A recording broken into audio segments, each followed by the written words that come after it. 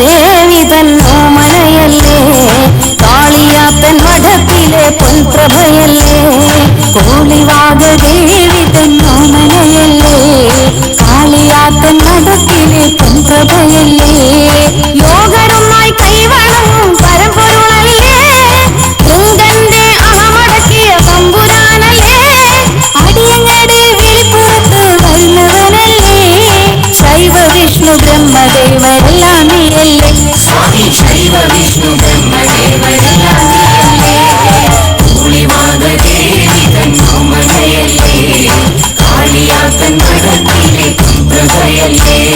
കലികാലത്തിന്റെ വിനകൾ തീർക്കുവാനും കലിയുഗത്തിൽ ഭക്തർക്ക് വന്നു ഭവിക്കുന്ന ദുരിതങ്ങൾക്ക് ശമനമുണ്ടാക്കുവാനും മായാസദനം വാഴുന്ന പൊന്നുണ്ണി മായയെ ഭജിച്ചാൽ മതിയെന്നാണ് വിശ്വാസം.